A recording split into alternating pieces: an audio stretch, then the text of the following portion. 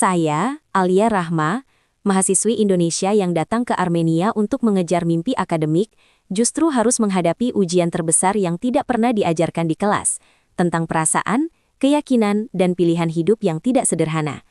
Semua itu dimulai dari sini. Saya nggak bisa terus begini, suara saya sendiri terdengar bergetar di tengah dinginnya malam Yerevan. Salju jatuh perlahan, menempel di jaket tebal yang saya pakai, tapi tidak ada yang bisa menenangkan pikiran saya. Di depan saya, Arman berdiri diam, menatap saya dengan mata penuh harap yang justru membuat semuanya semakin berat. Tapi ternyata semua itu berawal dari... Hari pertama saya tiba di Yerevan terasa seperti memasuki dunia yang sama sekali baru. Udara dingin langsung menusuk kulit, membuat saya refleks menarik napas panjang. Jalanan dipenuhi bangunan batu berwarna hangat, tapi suasananya terasa sunyi dan asing. Saya datang ke sini membawa mimpi besar, menyelesaikan S2 dengan beasiswa, dan membuktikan pada diri sendiri bahwa saya bisa bertahan di negeri orang. Tapi kenyataannya, jauh lebih berat dari yang saya bayangkan. Hari pertama kuliah langsung membuat saya sadar, saya tidak sepenuhnya siap. Di kelas, Profesor Levon berdiri di depan dengan tatapan tajam. Tanpa basa-basi dia berkata, "If you cannot defend your argument, you don't belong here." Kalimat itu seperti menghantam saya. Di Indonesia, saya terbiasa mendengarkan dosen dan mencatat. Di sini, saya harus berbicara, berdebat, mempertahankan argumen di depan semua orang. Dan setiap kali saya mencoba, kata-kata saya terasa tidak cukup kuat. Beberapa kali saya terdiam, bukan karena tidak punya ide, tapi karena takut salah. Rasa percaya diri saya perlahan runtuh. Malam itu saya memutuskan pergi ke perpustakaan kampus. Saya duduk di sudut ruangan, laptop terbuka, tapi pikiran saya kosong. Jurnal-jurnal yang seharusnya saya baca terasa seperti bahasa asing. Masih di sini? Saya menoleh. Seorang laki-laki berdiri di belakang saya, membawa 2 cangkir kopi. Arman, dia tersenyum tipis dan langsung meletakkan 1 cangkir di depan saya. Kelihatannya kamu butuh ini. Saya menatap kopi itu, lalu ke arahnya. Makasih. Tapi kayaknya ini belum cukup buat bantu. Dia duduk di sebelah saya tanpa banyak basa-basi. Coba tunjukkan apa yang kamu kerjakan. Saya ragu sejenak. Tapi akhirnya memutar laptop ke arahnya. Dia membaca dengan cepat, lalu mulai menjelaskan. Dengan sabar. Tidak menghakimi. Dia menjelaskan bagaimana cara membangun argumen. Bagaimana menghubungkan teori dengan data, dan bagaimana berbicara tanpa takut salah. Saya terkejut. Bukan karena materinya sulit, tapi karena cara dia menjelaskan terasa sangat sederhana. Di sini, katanya pelan, nggak ada yang peduli kamu dari mana. Yang penting, kamu berani. Saya mengangguk pelan. Untuk pertama kalinya sejak datang ke Armenia, saya merasa sedikit lebih kuat. Sejak malam itu, kami mulai sering bertemu. Kadang di perpustakaan, kadang di kafe kecil dekat kampus yang selalu dipenuhi aroma kopi pahit. Dia sering membantu saya belajar, tapi lebih dari itu, dia mulai menjadi seseorang yang saya tunggu. Perubahan itu terjadi pelan-pelan. Saya mulai berani bicara di kelas. Meskipun masih gugup, saya tidak lagi diam. Profesor Levon bahkan pernah mengangguk saat saya menyampaikan argumen. Itu hal kecil, tapi berarti besar bagi saya. Namun ada satu hal yang tidak saya sadari sejak awal. Saya mulai merasa nyaman, bukan hanya dengan lingkungan baru, tapi dengan Arman. Suatu sore kami duduk di halte bus. Salji turun perlahan, dan suasana kota terasa tenang. Di Indonesia, kamu percaya sama takdir? Tanya Arman tiba-tiba. Saya menoleh. Percaya, tapi saya juga percaya usaha. Dia mengangguk pelan. Kalau begitu, kamu percaya nggak kalau pertemuan kita ini ada alasannya? Pertanyaan itu membuat saya terdiam sejenak. Saya tersenyum kecil untuk menutupi rasa gugup. Mungkin karena kamu suka bantu orang yang kesulitan. Dia tertawa pelan, tapi matanya tetap menatap saya dengan serius. Dan saat itu, saya mulai merasa ada sesuatu yang berbeda. Perasaan yang seharusnya tidak saya biarkan tumbuh. Karena saya tahu, ini tidak akan sederhana. Perbedaan budaya, keyakinan, cara hidup. Semua itu bukan hal kecil. Saya mencoba menjaga jarak, tapi semakin saya mencoba, semakin sulit rasanya. Sampai akhirnya, malam itu datang. Kami berjalan di area kasket. Kota terlihat indah dari atas. Lampu-lampu berkilau di kejauhan.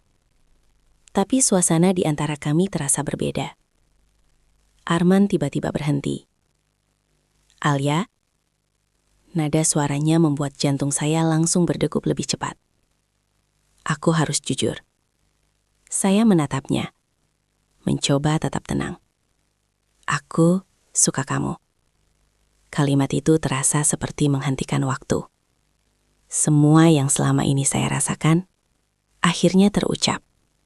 Tapi bukan dari saya. Saya menarik napas panjang. Mencoba menenangkan diri. Perasaan itu nyata. Tapi begitu juga dengan semua konsekuensinya. Saya menatapnya pelan. Kenapa sekarang kamu bilang itu? Arman terdiam sejenak. Lalu berkata dengan suara yang lebih dalam. Karena aku mungkin harus pergi. Lebih cepat dari yang kamu kira. Dan saat itu saya sadar. Ini bukan hanya tentang cinta yang baru mulai. Ini tentang waktu yang mungkin sudah mulai habis sejak awal. Aku mungkin harus pergi, lebih cepat dari yang kamu kira. Kalimat itu terus berulang di kepala saya sepanjang malam. Bahkan setelah kami berpisah di depan halte, bahkan saat saya sudah kembali ke kamar asrama yang sempit dan dingin, kata-kata itu tidak berhenti menghantui. Tapi ternyata, semua itu berawal dari... Keesokan harinya, saya mencoba menjalani hidup seperti biasa. Bangun pagi, bersiap ke kelas, membaca ulang materi semalam. Saya berusaha meyakinkan diri bahwa apa yang terjadi semalam hanyalah bagian kecil dari hidup saya di sini. Tapi saya salah. Di kelas, Profesor Levon kembali menguji kami satu persatu. Ketika giliran saya tiba, saya berdiri dengan tangan sedikit gemetar. Explain your argument about regional identity in post-Soviet Armenia. Saya membuka catatan, tapi pikiran saya kosong. Bukan karena saya tidak belajar, tapi karena saya tidak bisa berhenti memikirkan Arman. Saya mencoba berbicara, tapi kalimat saya terputus-putus. Profesor Levon menghela napas pelan. This is not your best, Alia.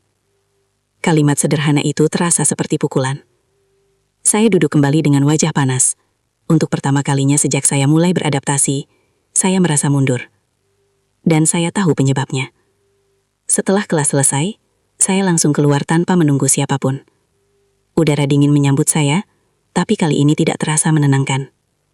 Alia, saya berhenti. Suara itu. Arman. Dia berjalan cepat mendekati saya. Wajahnya terlihat lelah, seolah dia juga tidak tidur semalaman. Kita perlu bicara, katanya. Saya menatapnya, mencoba tetap tenang. Bukannya kita sudah bicara semalam? Belum selesai. Saya menghela napas panjang. Oke, sekarang kamu jelaskan. Maksud kamu apa waktu bilang mau pergi? Arman menatap saya beberapa detik sebelum akhirnya berkata. Aku dapat kesempatan riset di Jerman. Programnya cepat, dan aku harus berangkat dalam 2 bulan. 2 bulan. Kata itu terasa berat. Dan kamu baru bilang sekarang? Suara saya sedikit meninggi tanpa saya sadari. Aku sendiri baru dapat konfirmasinya minggu lalu. Saya menatapnya, mencoba memahami situasi ini. Ini kesempatan besar, bahkan mungkin impian bagi banyak mahasiswa. Tapi kenapa rasanya seperti kehilangan? Jadi, pengakuan kamu semalam itu apa? Tanya saya pelan. Karena kamu mau pergi. Arman menggeleng cepat. Bukan, justru karena aku nggak mau pergi tanpa jujur sama kamu. Kalimat itu membuat dada saya terasa sesak. Saya ingin marah, tapi di saat yang sama, saya juga mengerti. Ini nggak sederhana, Arman, kata saya akhirnya. Kita beda, dalam banyak hal. Dia mengangguk pelan. Aku tahu, bukan cuma soal jarak nanti, lanjut saya, tapi juga keyakinan, keluarga, masa depan. Arman terdiam sejenak, lalu berkata, Alia, aku nggak minta jawaban sekarang. Dia melangkah lebih dekat, tapi tetap menjaga jarak. Aku cuma ingin kamu tahu, apa yang aku rasakan itu nyata. Saya menunduk, mencoba mengatur napas. Perasaan saya juga nyata. Dan itu yang membuat semuanya semakin sulit. Hari-hari berikutnya menjadi semakin berat. Saya mencoba fokus ke kuliah, tapi pikiran saya terus terpecah. Di satu sisi, ada tekanan akademik yang semakin tinggi. Tugas menumpuk, diskusi makin intens. Dan Profesor Levon mulai memberikan komentar yang lebih tajam pada pekerjaan saya. Di sisi lain, ada Arman. Kami masih sering bertemu, tapi suasananya berubah. Ada jarak yang tidak terlihat, tapi terasa jelas. Suatu malam di kafe kampus, Dina duduk di depan saya sambil menatap tajam. "Kamu kenapa sih akhir-akhir ini?" tanyanya. Saya mengaduk kopi tanpa menjawab. "Kamu kelihatan capek, tapi bukan karena kuliah." Saya tersenyum tipis. "Kelihatan banget ya?" "Banget." Saya akhirnya menghela napas panjang. "Aku lagi dekat sama seseorang." Dina langsung mengangkat alis. "Serius? Siapa?" "Mahasiswa sini." Dia terdiam sejenak, lalu berkata pelan, "Alia, kamu yakin?" Pertanyaan itu sederhana, tapi langsung mengenai titik paling sensitif. "Justru itu, aku nggak yakin," jawab saya jujur. Saya mulai bercerita tentang Arman, tentang perasaan yang muncul, tentang rencana dia pergi ke Jerman. Dina mendengarkan dengan serius. "Ini bukan cuma soal kamu suka dia atau enggak," katanya akhirnya. "Ini soal, kamu siap nggak menghadapi semua konsekuensinya." Saya tahu itu. Dan mungkin, itulah yang paling saya takuti. Malam itu, setelah kembali ke kamar, saya membuka laptop. Email dari kampus masuk. Subjek, Research Evaluation Update. Jantung saya langsung berdegup lebih cepat. Saya membukanya perlahan. Isi email itu singkat, tapi cukup untuk membuat saya membeku. "Your current progress is below expectation. Immediate improvement is required to maintain your scholarship." Saya menatap layar tanpa bergerak. Semua tekanan seakan datang bersamaan. Kuliah yang terancam, perasaan yang rumit, dan waktu yang semakin sempit. Saya menutup laptop perlahan, lalu bersandar di kursi. Hela nafas panjang. Untuk pertama kalinya sejak saya datang ke Armenia, saya mulai bertanya pada diri sendiri, apakah saya benar-benar bisa bertahan di sini? Atau saya akan kehilangan semuanya sekaligus? Dan di saat yang sama, ponsel saya bergetar. Pesan dari Arman masuk. "Alia, besok aku harus kasih keputusan final soal Jerman." Saya menatap layar itu lama. Karena saya tahu, apapun yang terjadi besok, akan mengubah semuanya. "Alia, besok aku harus kasih keputusan final soal Jerman." Pesan itu terus saya lihat berulang kali di layar ponsel. Jempol saya sempat ingin membalas, tapi selalu berhenti di tengah jalan. Setiap kata terasa salah, setiap pilihan terasa beresiko. Tapi ternyata semua itu berawal dari malam yang seharusnya saya gunakan untuk memperbaiki riset, justru habis untuk berpikir tentang dua hal yang sama-sama penting, masa depan akademik saya dan Arman. Saya mencoba membaca ulang jurnal, menulis ulang argumen, tapi fokus saya hancur. Bagaimana mungkin saya diminta memilih ketika semuanya datang bersamaan? Pagi harinya, saya bangun dengan kepala berat. Salju masih turun, seolah kota ini ikut memperlambat waktu. Tapi kenyataannya, waktu saya justru semakin sempit. Saya datang ke kampus lebih awal dari biasanya. Perpustakaan masih sepi. Saya duduk di meja yang biasa kami tempati, saya dan Arman. Tanpa sadar, saya menunggunya. Dan beberapa menit kemudian, dia benar-benar datang. Dia berdiri di depan saya, dengan ekspresi yang sulit saya baca. "Kamu datang lebih pagi," katanya pelan. Saya mengangguk. Gak bisa tidur. Dia tersenyum tipis. Aku juga. Kami terdiam sejenak. Tidak seperti biasanya, tidak ada pembahasan tugas atau candaan ringan. Hanya dua orang yang tahu bahwa hari ini bukan hari biasa. "Aku harus kasih jawaban siang ini," kata Arman akhirnya. Saya menarik nafas dalam. Aku tahu. Dia duduk di depan saya. "Aku mau jujur sekali lagi, sebelum aku memutuskan."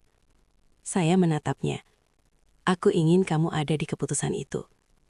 Kalimat itu membuat dada saya langsung terasa berat. "Arman, jangan gitu," jawab saya cepat. "Ini masa depan kamu, bukan sesuatu yang harus diputuskan karena aku." "Tapi kamu bagian dari hidup aku sekarang," katanya tanpa ragu. Saya menggeleng pelan. "Dan justru karena itu, kamu harus tetap pergi kalau itu yang terbaik buat kamu." Dia menatap saya dalam-dalam. "Kalau aku pergi, kamu akan baik-baik saja." Pertanyaan itu Sederhana, tapi sulit dijawab. Saya mencoba tersenyum. Aku sudah terbiasa sendiri sebelum kamu datang.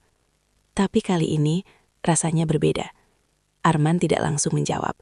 Dia hanya mengangguk pelan, seolah mengerti lebih dari yang saya ucapkan. Kalau begitu, aku akan ambil kesempatan itu. Jantung saya seperti berhenti sejenak. Saya sudah menduga, tapi mendengarnya langsung tetap terasa sakit. Dia berdiri perlahan. Tapi itu nggak berarti apa yang aku rasakan ke kamu hilang. Saya menunduk, tidak berani menatapnya. 2 bulan, lanjutnya. Aku masih di sini 2 bulan. 2 bulan, waktu yang terasa terlalu singkat dan terlalu lama di saat yang sama. Setelah itu Arman pergi, dan saya tetap duduk di tempat yang sama, mencoba menerima kenyataan. Hari itu, saya memaksa diri fokus pada kuliah. Saya tidak mau kehilangan semuanya hanya karena saya tidak bisa mengatur perasaan. Di kelas, saya mencoba lebih aktif. Meskipun masih gugup, saya tetap berbicara. Dan untuk pertama kalinya setelah sekian lama, Profesor Levon tidak memotong saya. Dia hanya berkata singkat, "Better." Satu kata, tapi cukup untuk membuat saya merasa belum sepenuhnya gagal. Namun, tekanan belum selesai. Sore harinya, saya mendapat email lanjutan dari kampus. Kali ini bukan hanya peringatan. Saya diminta bertemu langsung dengan Profesor Levon untuk evaluasi khusus. Artinya jelas. Kalau saya tidak bisa menunjukkan peningkatan signifikan, beasiswa saya bisa dicabut. Semua terasa semakin sempit. Malam itu, saya duduk di kamar dengan laptop terbuka. Saya mencoba menulis ulang proposal riset saya dari awal. Setiap kalimat saya pikirkan dengan hati-hati. Setiap argumen saya perbaiki. Ini bukan lagi soal nilai. Ini soal bertahan. Di tengah kesibukan itu, ponsel saya kembali bergetar. Pesan dari Arman. Aku sudah kirim keputusan. Aku jadi ke Jerman. Saya membaca pesan itu perlahan. Tidak ada kejutan. Tapi tetap, terasa berat. Beberapa detik kemudian, pesan kedua masuk. "Alia, boleh ketemu besok?" Saya menatap layar cukup lama. Bagian dari diri saya ingin menjauh, supaya semuanya tidak semakin rumit. Tapi bagian lain, tidak ingin kehilangan waktu yang tersisa. Akhirnya, saya membalas singkat. "Iya." Dan tanpa saya sadari, keputusan kecil itu akan membawa saya ke sesuatu yang lebih besar. Bukan hanya tentang perasaan, tapi tentang siapa saya sebenarnya dan apa yang benar-benar saya perjuangkan di sini. Karena mungkin selama ini saya terlalu fokus bertahan, sampai lupa bertanya, apa yang sebenarnya saya inginkan. Dan besok, saya mungkin akan dipaksa untuk menjawabnya. Kamu harus pilih, Alia. Kamu nggak bisa terus berdiri di 2 dunia yang berbeda. Kata-kata itu masih terngiang saat saya berjalan sendirian di tengah dinginnya malam Yerevan. Nafas saya terlihat di udara, langkah saya terasa berat. Dan untuk pertama kalinya, saya benar-benar merasa tersesat. Bukan karena kota ini asing, tapi karena hati saya sendiri. Tapi ternyata semua itu berawal dari pertemuan saya dengan Arman keesokan harinya. Kami sepakat bertemu di kafe kecil dekat kampus, tempat yang sudah terlalu sering menjadi saksi obrolan kami. Aroma kopi memenuhi ruangan, suasana hangat kontras dengan dinginnya cuaca di luar. Arman sudah duduk lebih dulu saat saya datang. Dia tersenyum, tapi ada sesuatu yang berbeda. Bukan jarak, tapi kesadaran bahwa waktu kami terbatas. "Kamu kelihatan capek," katanya pelan. Saya duduk di depannya. "Kamu juga." Kami sempat tertawa kecil, tapi suasana cepat kembali serius. "Aku sudah kirim konfirmasi," kata Arman. 2 bulan lagi aku berangkat." Saya mengangguk. "Aku tahu." Beberapa detik kami hanya saling diam. Tidak ada yang benar-benar tahu harus memulai dari mana. "Alia," Arman akhirnya membuka suara. "Aku nggak mau 2 bulan ini jadi waktu yang kita sia-siakan." Saya menatapnya. "Maksud kamu?" "Aku mau kita jujur dan menjalani ini apa adanya." Kalimat itu terdengar sederhana, tapi maknanya dalam. "Arman," saya menarik nafas panjang. "Kamu tahu ini nggak mudah." "Aku tahu," jawabnya cepat. Tapi bukan berarti kita harus pura-pura nggak ada apa-apa. Saya terdiam. Karena dia benar. Saya sudah terlalu lama mencoba mengendalikan sesuatu yang justru semakin nyata. Kalau kita jalani, kamu siap dengan semua konsekuensinya? Tanya saya akhirnya. Dia tidak langsung menjawab. Aku siap belajar, katanya pelan. Jawaban itu jujur, tapi belum tentu cukup. Hari-hari setelah itu berubah. Kami mulai menghabiskan lebih banyak waktu bersama. Belajar di perpustakaan, berjalan di taman kota, bahkan sekedar duduk diam di halte bus sambil melihat salju turun. Dan untuk pertama kalinya, saya tidak menahan diri. Saya tertawa lebih lepas, saya bercerita lebih banyak. Tentang keluarga saya di Indonesia, tentang ibu saya yang selalu menanyakan kabar setiap malam, tentang tekanan untuk tidak gagal. Suatu malam, saat kami berjalan pulang, Arman bertanya pelan. Keluarga kamu, seperti apa? Saya tersenyum kecil. Sederhana, tapi mereka punya harapan besar sama saya. Termasuk soal pasangan? Langkah saya sedikit melambat. Iya, jawab saya jujur. Dan itu bukan hal yang bisa dianggap ringan. Arman mengangguk pelan. Karena keyakinan? Saya menatapnya. Iya. Percakapan itu menjadi titik awal dari sesuatu yang selama ini kami hindari. Perbedaan yang nyata. Perbedaan yang tidak bisa diselesaikan hanya dengan perasaan. Malam itu untuk pertama kalinya, kami benar-benar membahasnya. Alia, aku nggak mau kamu harus memilih antara aku dan keyakinan kamu, kata Arman. Tapi pada akhirnya, itu yang akan terjadi, jawab saya pelan. Dia terdiam. Saya melanjutkan. Aku dibesarkan dengan nilai yang kuat. Bukan cuma soal agama, tapi juga keluarga. Aku nggak bisa begitu saja mengabaikan itu. Arman menunduk, lalu berkata, kalau aku mencoba memahami, itu cukup? Pertanyaan itu membuat hati saya bergetar. Karena saya tahu, memahami tidak selalu berarti bisa menerima sepenuhnya. Saya nggak tahu. Jawab saya jujur. Dan untuk pertama kalinya sejak kami semakin dekat, saya merasa takut. Bukan takut kehilangan dia, tapi takut jika kami terlalu jauh melangkah dan akhirnya harus saling melepaskan. Di sisi lain, tekanan akademik saya semakin meningkat. Pertemuan dengan Profesor Levon menjadi sesuatu yang saya takuti. Hari itu, saya masuk ke ruangannya dengan tangan dingin. Dia membaca proposal saya tanpa ekspresi.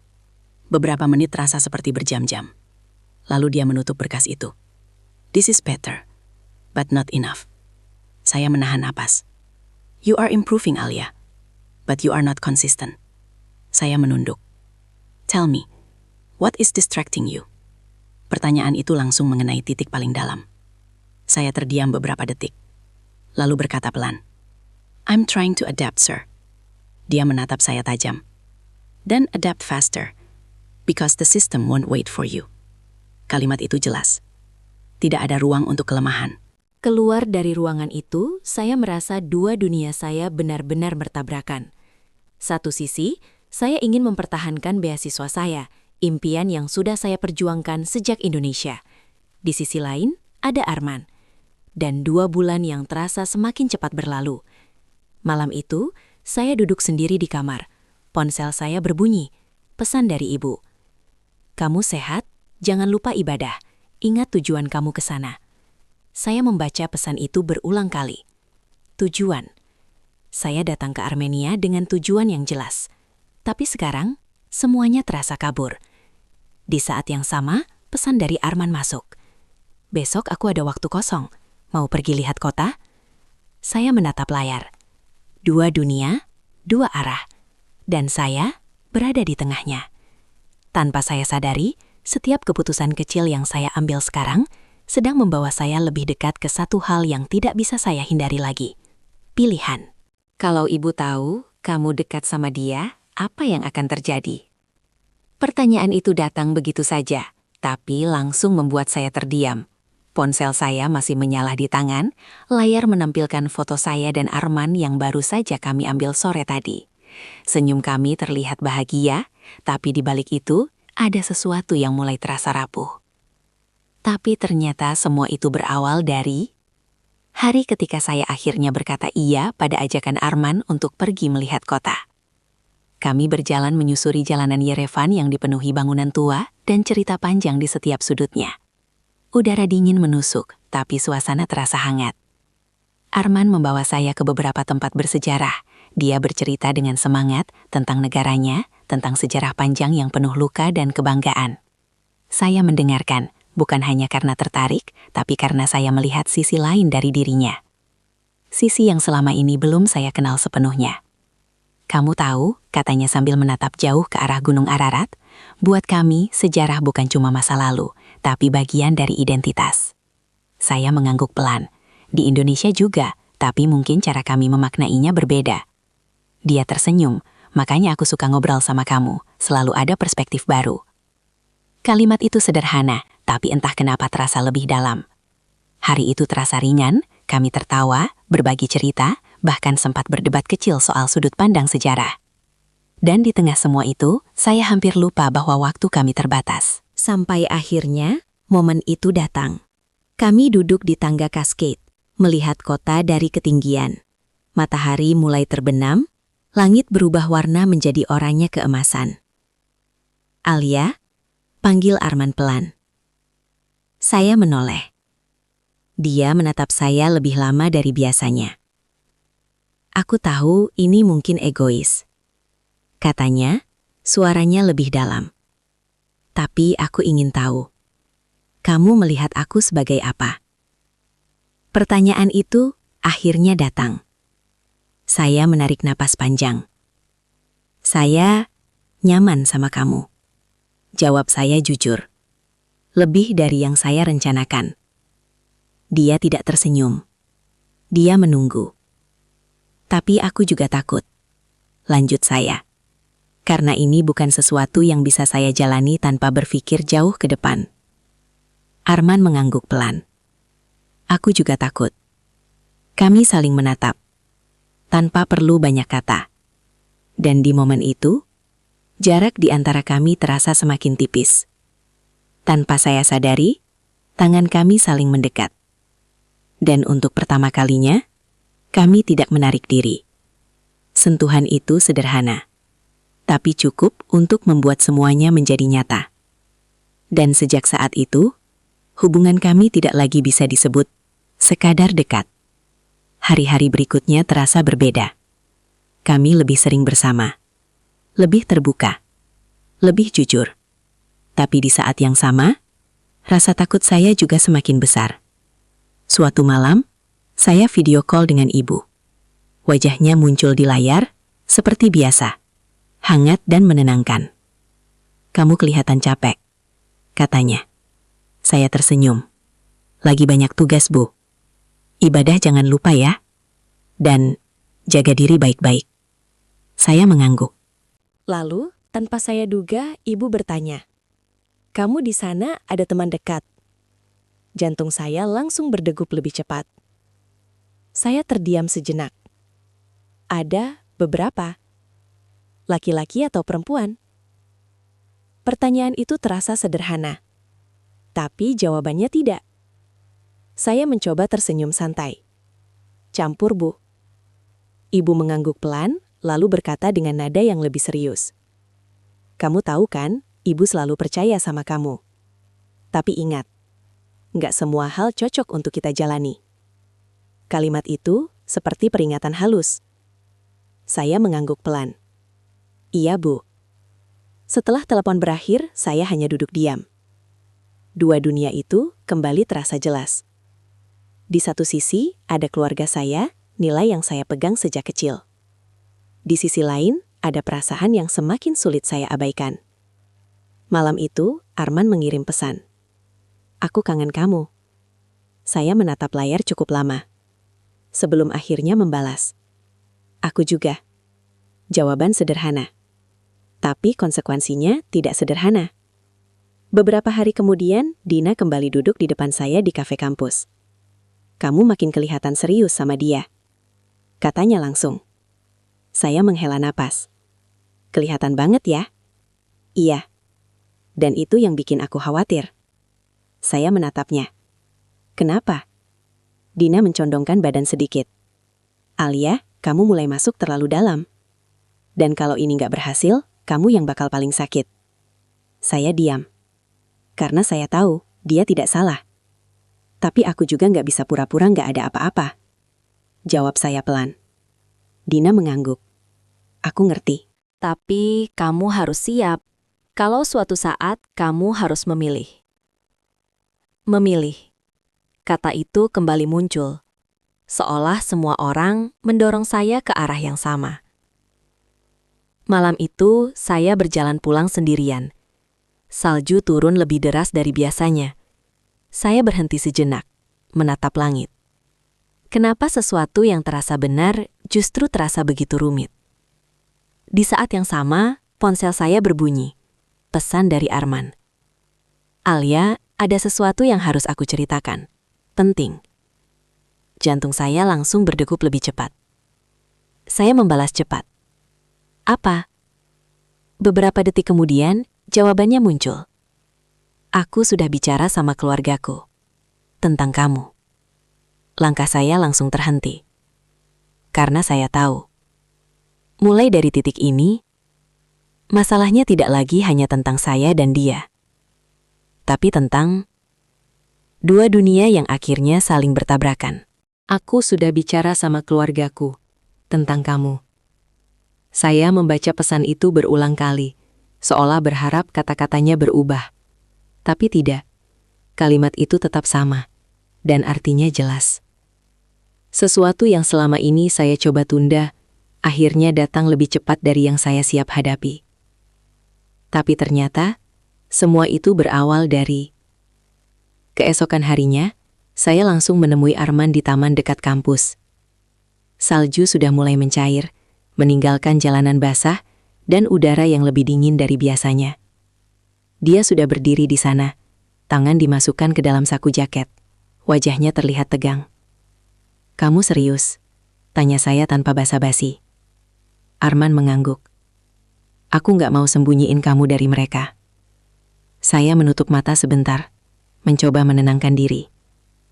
"Dan reaksi mereka?" tanya saya pelan. Arman terdiam sejenak. "Itu yang harus kita bicarakan." Jawaban itu sudah cukup memberi saya gambaran. Kami duduk di bangku taman yang dingin. Tidak ada senyum, tidak ada candaan seperti biasanya. "Alia," kata Arman pelan. "Keluargaku, mereka cukup tradisional." Saya langsung mengangguk. "Aku bisa tebak. Mereka nggak masalah kamu dari Indonesia," lanjutnya. Tapi, dia berhenti. Tapi, saya menekan. Mereka mempertanyakan, apakah hubungan ini punya masa depan. Kalimat itu terasa familiar. Seolah-olah saya sedang mendengar suara dari dua arah yang berbeda, tapi mengatakan hal yang sama. "Karena perbedaan kita?" tanya saya. Arman mengangguk. "Iya. Keyakinan, budaya, cara hidup." Saya tertawa kecil, tapi tanpa rasa lucu. Jadi, bukan cuma aku yang mikirin itu. Dia menatap saya dalam. Aku nggak pernah anggap itu hal kecil, Alia. Untuk beberapa detik, kami hanya diam. Dunia terasa terlalu berat untuk dibicarakan dengan kata-kata sederhana. "Mereka bilang apa lagi?" tanya saya akhirnya. Arman menarik napas panjang. "Mereka bilang, kalau aku serius, aku harus pastikan semuanya jelas. Termasuk masa depan." Jantung saya berdegup lebih cepat. Maksudnya, suara saya melemah. Dia menatap saya. Kali ini lebih dalam dari sebelumnya. Mereka tanya, "Apakah kamu siap untuk benar-benar menjadi bagian dari hidupku sepenuhnya?" Kalimat itu seperti garis yang jelas. Bukan lagi tentang perasaan, tapi tentang komitmen yang jauh lebih besar. Saya langsung menunduk, karena saya tahu saya belum punya jawabannya. "Alia, aku nggak minta kamu jawab sekarang," kata Arman cepat.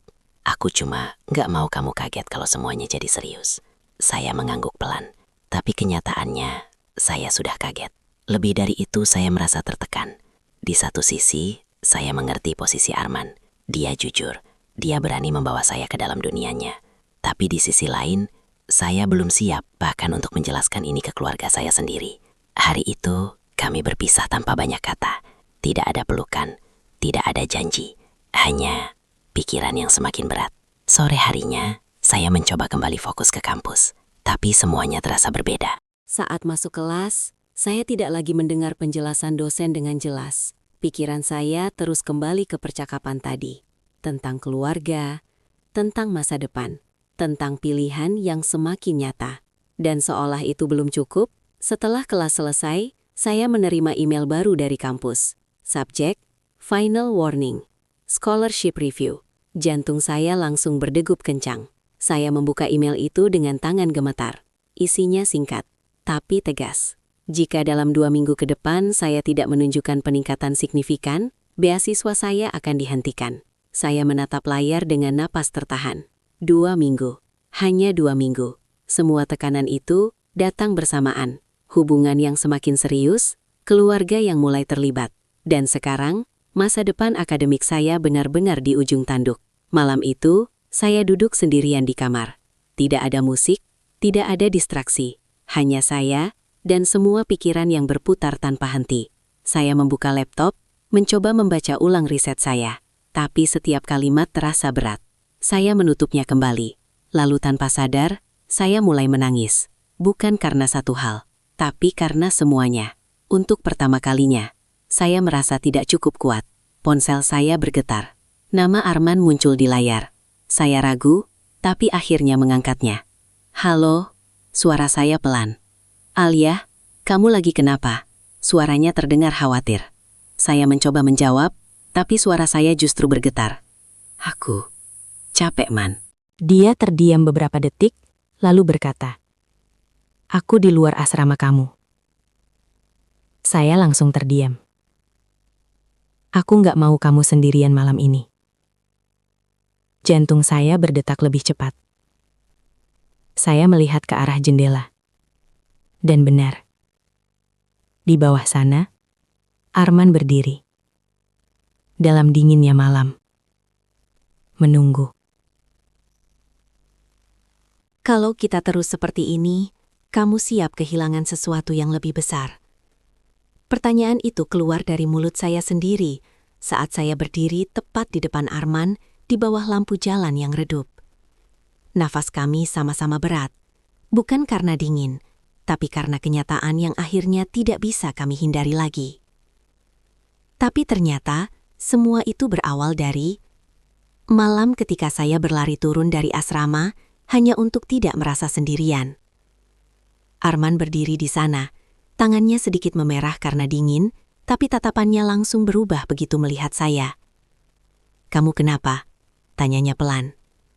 Dan entah kenapa, begitu saya sampai di depannya, semua yang saya tahan sejak beberapa hari terakhir langsung runtuh. Saya menangis. Bukan tangisan pelan, tapi tangisan yang akhirnya keluar tanpa bisa saya kendalikan. Arman langsung mendekat, memeluk saya tanpa banyak kata. Untuk beberapa saat, dunia terasa berhenti. Tidak ada beasiswa, tidak ada keluarga, tidak ada perbedaan. Hanya saya dan dia. "Maaf," kata saya di sela tangisan. "Aku nggak sekuat yang aku kira." Arman menggeleng pelan. "Kamu kuat, Alia. Kamu cuma lagi sendirian terlalu lama." Kalimat itu terasa sangat dalam. Malam itu, kami duduk di bangku dekat asrama. Saya menceritakan semuanya, tentang email peringatan dari kampus, tentang tekanan yang semakin besar, tentang rasa takut kehilangan beasiswa. Arman mendengarkan tanpa memotong.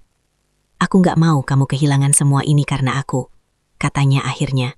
Saya langsung menatapnya. "Ini bukan cuma karena kamu. Tapi aku bagian dari itu," jawabnya pelan. Saya tidak bisa menyangkal. Karena memang benar. "Dan keluargamu?" lanjut saya. "Mereka sudah mulai mempertanyakan semuanya." Arman mengangguk. "Iya."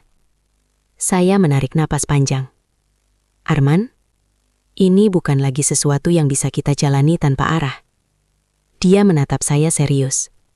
"Aku tahu. Kalau kita terus seperti ini," suara saya mulai bergetar, "kita akan sampai di titik di mana kita harus memilih." Dan itulah yang saya takutkan. Memilih antara dua hal yang sama-sama penting. Arman terdiam cukup lama. Lalu dia berkata pelan, "Alia, aku mau jujur." Saya menatapnya. "Aku nggak mau kehilangan kamu." Jantung saya berdegup lebih cepat. Tapi aku juga nggak mau kamu kehilangan dirimu sendiri. Atau semua yang sudah kamu perjuangkan. Kalimat itu justru membuat semuanya semakin sulit. Karena untuk pertama kalinya, saya sadar. Kami saling mencintai dengan cara yang tidak egois. Dan justru itu yang membuat kami mungkin harus saling melepaskan. Malam itu, kami tidak membuat keputusan besar. Kami hanya duduk, lebih lama dari biasanya. Menikmati waktu yang mungkin tidak akan terulang. Hari-hari berikutnya menjadi fase paling berat. Saya mencoba fokus penuh pada riset. Menghabiskan waktu di perpustakaan hampir sepanjang hari. Menulis, menghapus, menulis lagi. Saya mulai mengurangi waktu bertemu Arman. Bukan karena perasaan saya berubah, Tapi karena saya tahu, saya harus bertahan. Suatu sore, saat saya sedang mengerjakan revisi, Arman datang ke perpustakaan. Dia duduk di depan saya, tapi tidak langsung bicara. "Kamu mulai menjauh," katanya akhirnya. Saya berhenti mengetik. "Bukan menjauh," jawab saya pelan. "Aku lagi berusaha bertahan." Dia menatap saya dalam. "Tanpa aku?" Saya tersenyum tipis. "Bukan tanpa kamu, tapi tanpa terlalu bergantung." Kalimat itu jujur, tapi menyakitkan. Arman mengangguk pelan. Aku ngerti. Tapi saya bisa melihat. Dia juga terluka. Di saat yang sama, tekanan semakin nyata. Pertemuan terakhir dengan Profesor Levon semakin dekat. Itu akan menentukan apakah saya bisa mempertahankan beasiswa atau harus pulang dengan kegagalan. Dan di sisi lain, waktu Arman di Armenia semakin berkurang. Dua dunia itu semakin menjauh. Malam sebelum evaluasi, saya tidak bisa tidur. Saya duduk di meja, membaca ulang semua yang sudah saya kerjakan. Lalu ponsel saya berbunyi. Pesan dari Arman. "Besok, hari penting kamu. Aku percaya kamu bisa." Saya menatap pesan itu lama. Lalu membalas. "Makasih untuk semuanya." Jawaban itu terasa seperti perpisahan kecil. Dan mungkin memang itu yang sedang perlahan terjadi. Keesokan harinya, saya berdiri di depan ruang Profesor Levon. Tangan saya dingin, jantung saya berdegup cepat. Ini bukan hanya tentang nilai. Ini tentang apakah semua perjuangan saya selama ini akan bertahan. Dan di saat yang sama, saya tahu. Apapun hasilnya nanti, saya juga harus membuat keputusan lain. Tentang Arman, tentang kami. Karena saya tidak bisa lagi terus berjalan di dua arah sekaligus. Dan kali ini, saya tidak bisa menunda. Alia, ini kesempatan terakhirmu. Suara Profesor Levon terdengar tegas di ruangan itu. Saya berdiri di depannya dengan semua hasil revisi yang sudah saya kerjakan selama 2 minggu terakhir. Tangan saya dingin, tapi kali ini saya tidak gemetar. Tapi ternyata semua itu berawal dari pagi sebelum evaluasi. Saya bangun lebih awal dari biasanya. Tidak ada pesan panjang, tidak ada distraksi. Hanya satu tujuan di kepala saya, bertahan. Saya menatap cermin cukup lama. Untuk pertama kalinya, saya tidak melihat seseorang yang ragu. Saya melihat seseorang yang lelah, tapi tidak menyerah. Dan itu cukup. Saya datang ke kampus dengan langkah yang lebih mantap. Udara dingin masih sama, tapi kali ini tidak terasa mengintimidasi. Saat masuk ke ruangan Profesor Levon, saya menarik napas panjang, lalu mulai menjelaskan. Saya berbicara, bukan hanya membaca catatan. Saya menjelaskan argumen saya dengan jelas, saya mempertahankan setiap poin. Saya menjawab setiap pertanyaan dengan tenang. Beberapa kali Profesor Levon mencoba menekan saya dengan pertanyaan tajam. Tapi kali ini, saya tidak mundur. Saya bertahan. Waktu terasa berjalan cepat, sampai akhirnya saya selesai. Ruangan itu hening beberapa detik. Profesor Levon menutup berkas saya perlahan. Saya menunggu. Detik-detik itu terasa seperti penentuan hidup. Lalu dia berkata, "This is the Alia I was expecting." Saya menahan napas. "You're still not perfect, but now you're worthy to stay." Hala nafas panjang.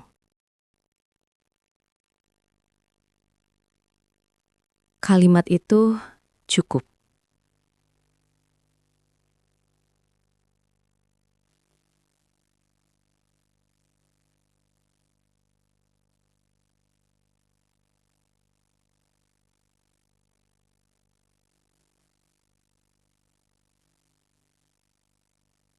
Saya tidak perlu pujian lebih. Saya tidak perlu nilai sempurna. Yang saya butuhkan adalah kesempatan. Dan saya mendapatkannya. Keluar dari ruangan itu, kaki saya terasa ringan. Untuk pertama kalinya setelah sekian lama, saya merasa menang. Bukan karena mengalahkan orang lain, tapi karena saya tidak menyerah pada diri sendiri.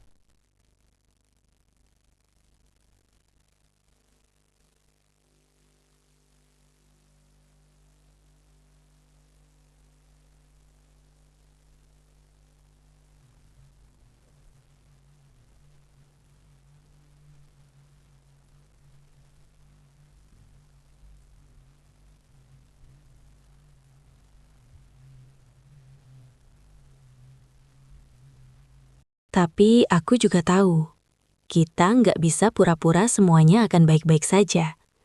Arman menunduk, lalu mengangguk pelan. Saya melanjutkan. Aku datang ke sini dengan tujuan, dan aku hampir kehilangannya, karena aku terlalu larut. Kalimat itu terasa berat. Tapi bukan berarti perasaan aku ke kamu salah. Lanjut saya cepat. Ini nyata. Dan justru karena itu, aku nggak mau kita saling menyakiti di akhir. Arman menarik napas panjang.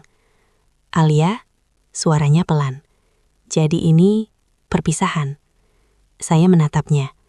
Air mata mulai terasa di ujung mata, tapi saya menahannya. Ini kenyataan, jawab saya. Untuk beberapa detik tidak ada yang bicara, hanya suara angin dingin yang lewat. Arman akhirnya berkata, aku selalu tahu ini kemungkinan terbesar. Saya menoleh. Kamu marah?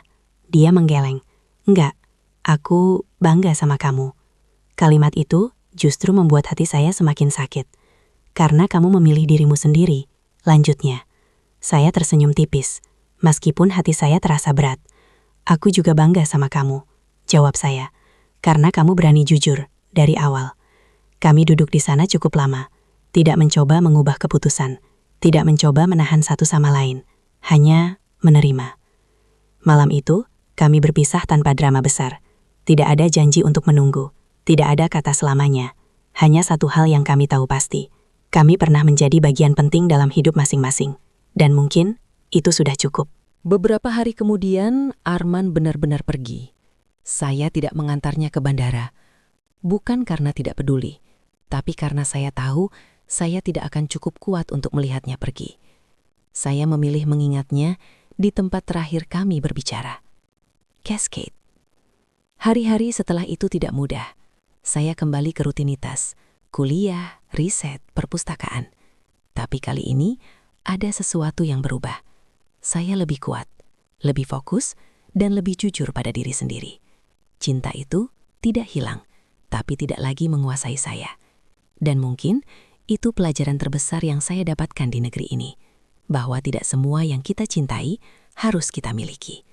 Dan bahwa terkadang melepaskan bukan berarti kalah, tapi justru bentuk paling berani dari mencintai. Saya kira semuanya sudah selesai. Sampai satu email itu datang dan membuat saya mempertanyakan lagi keputusan yang pernah saya ambil. Saya menatap layar laptop dengan jantung berdegup lebih cepat dari biasanya.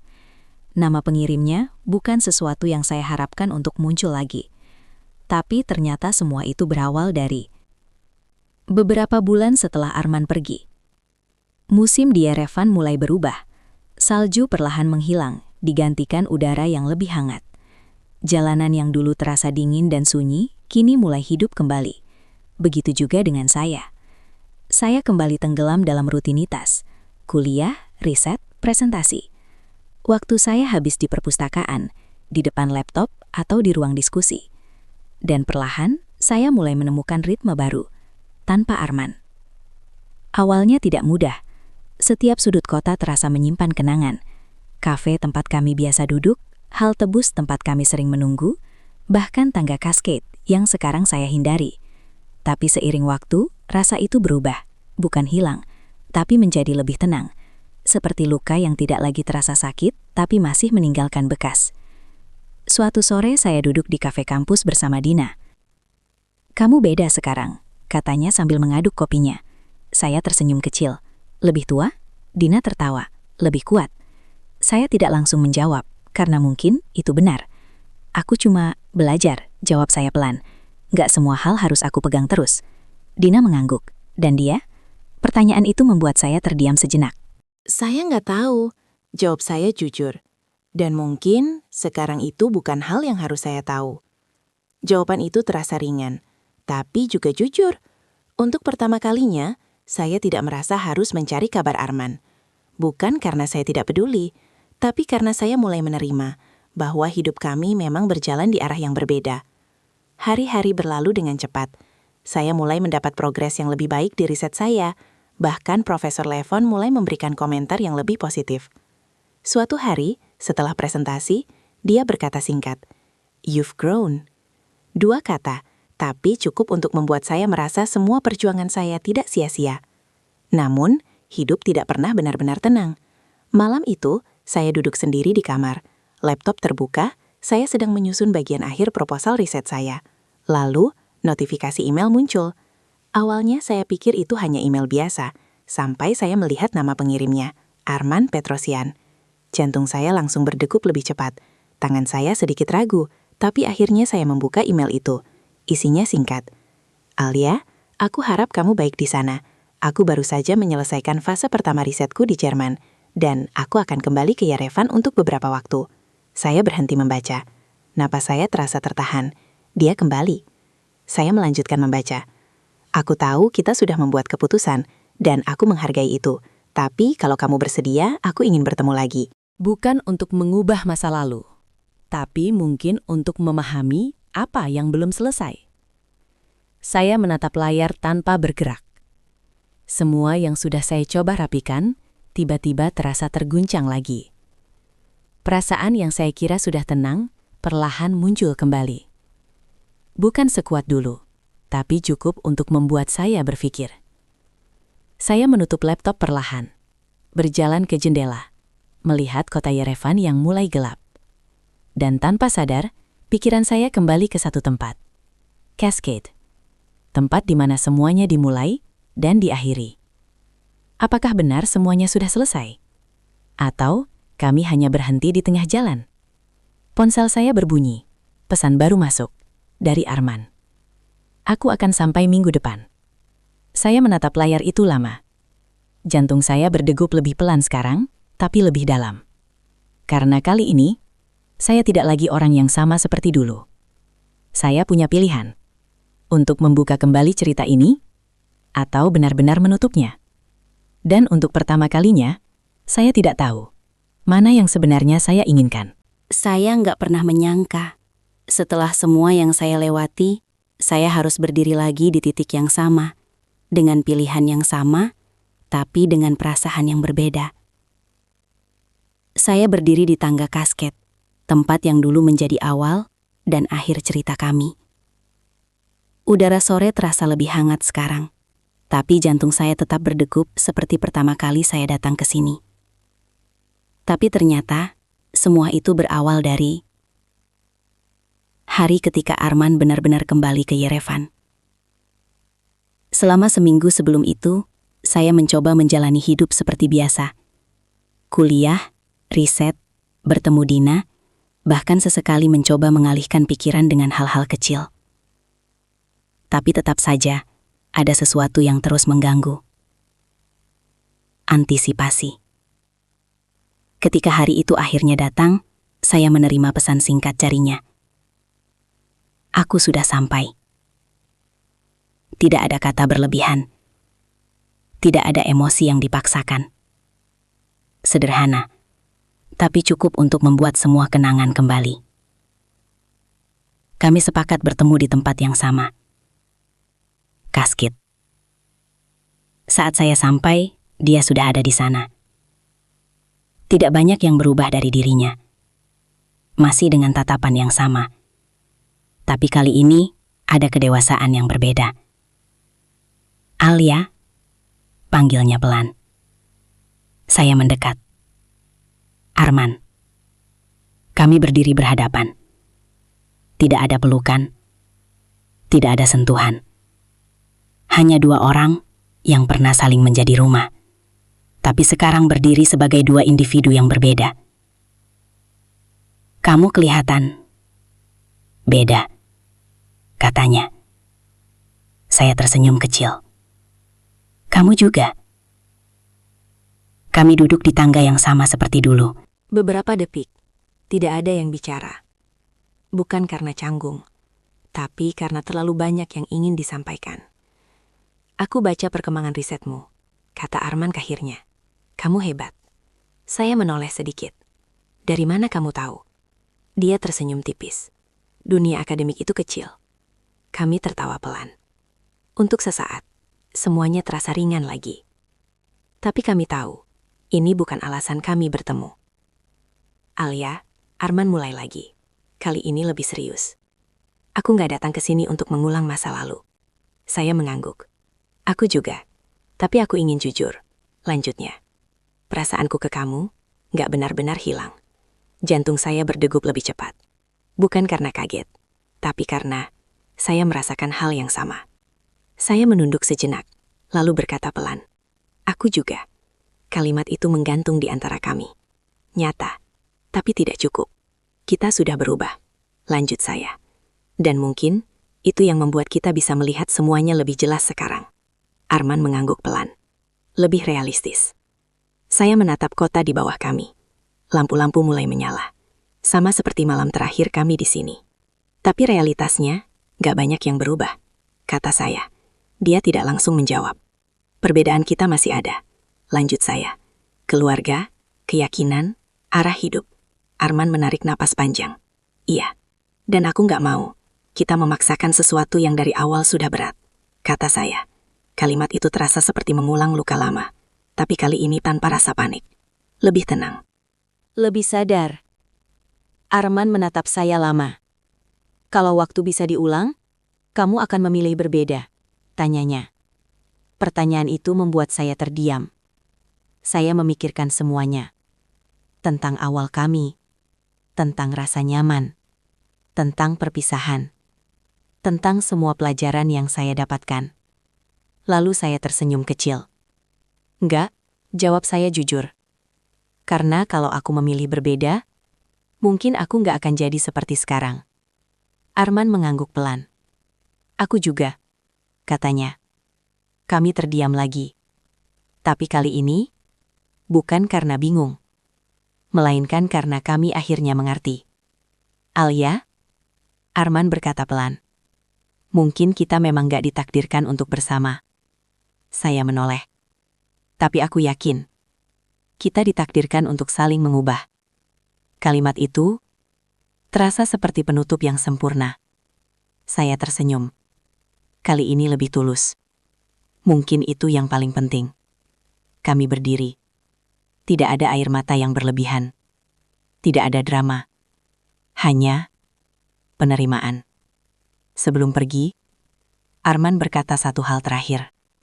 Kalau suatu hari nanti, jalan kita bertemu lagi. Dalam versi hidup yang berbeda, dia berhenti. Mungkin saat itu, kita nggak perlu memilih. Saya tidak menjawab. Saya hanya tersenyum. Karena untuk pertama kalinya, saya tidak lagi menunggu kemungkinan itu. Kami berjalan ke arah yang berbeda. Tidak saling menoleh.